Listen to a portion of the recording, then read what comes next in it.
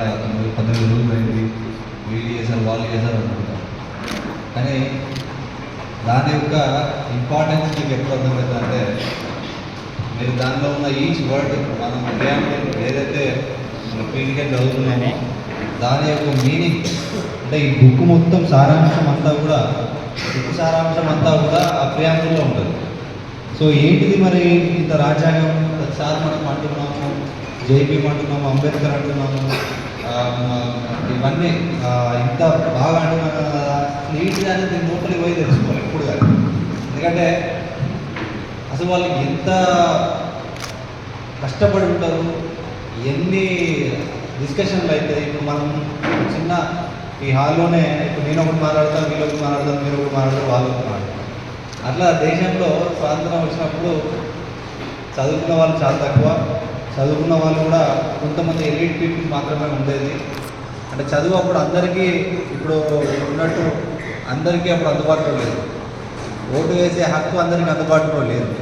So అయినప్పటికీ కూడా అందరి యొక్క భావనలు, అందరి యొక్క హక్కులు కూడా అందరికీ ఉండాలని చెప్పేసి ఎంతోమంది పోట్లాడి చర్చలు పెట్టి డిస్కషన్ చేసి ఈ రాజ్యాంగాన్ని తీసుకొచ్చారు.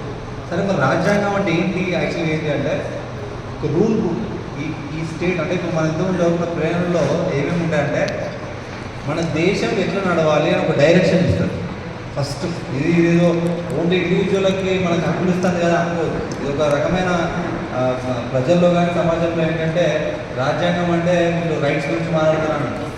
రాజ్యాంగం అనేది చాలా గొప్పది. అంటే ఒక 140 కోట్ల మంది భారతీయులు ఎట్లా ఉండాలి, ఒక డైరెక్షన్, ఒక దిశని ఇస్తుంది. అంటే దేశం సడన్గా ఈరోజు వేరే వాళ్ళు కంట్రీ వాళ్ళు వచ్చి ఆక్యుపై చేసి లేదు చేంజ్ చేయాలి అని, గవర్నమెంట్ మొత్తం మారిన తర్వాత లేదు ఇది మొత్తం ఒకటి చేంజ్ చేయాలి అంటే చేంజ్ చేయడం వీలు ఉండదు. గవర్నమెంట్లోకి రావడానికైనా కారణం రాజ్యాంగం. అంటే ప్రజలు ఎట్లా ఎన్నుకోవాలి, ఓట్లు ఎట్లా వేయాలి, ఆ వచ్చిన గవర్నమెంట్ కూడా ఎట్లా పనిచేయాలి అని చెప్పేది కూడా రాజ్యాంగం. అంటే ఇది ఒక గైడ్, కంప్లీట్ ఒక డైరెక్షన్.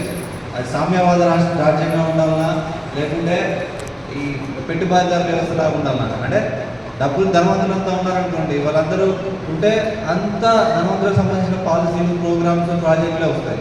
మరి అట్లా రావాలన్నా లేదు సామ్యవాదం అంటే అందరూ పేదవాడు బతకాలి, ఉన్నవాడు బతకాలి. సో అందరికీ సమాన అవకాశం రావాలని ఒక రాజ్యం ఎట్లా ఉండాలనేది కూడా సామ్యవాదం అందులో ఉంది.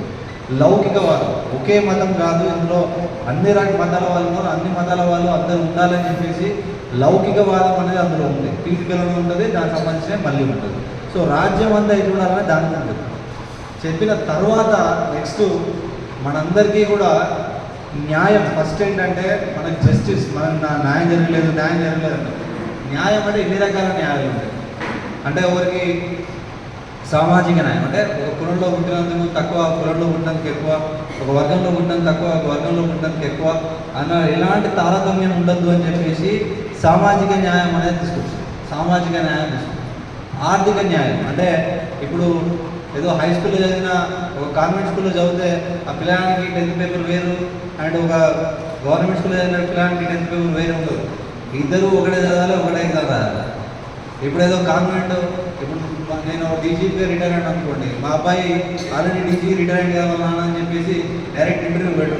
మళ్ళీ నేను మా సివిల్స్ మళ్ళీ ఫస్ట్ నుండి మళ్ళీ ఎవరైతే నేను ఎట్లయితే ఫస్ట్ నుండి అదే first citizen, first government servant మా ఫ్యామిలీలో ఎట్లయిందో మళ్ళీ అతను కూడా మళ్ళీ ఫస్ట్ నుండి మళ్ళీ ఫిలిమ్స్ రాయాలి ఇంటర్వ్యూ కూడా అట్లనే లేకుండా ఇవన్నీ కూడా దానిలో పెట్టారు. ఆర్థిక న్యాయం కానీ సామాజిక న్యాయం కానీ అందులో పెట్టారు. లేదంటే ఏమైతుంది ఈరోజు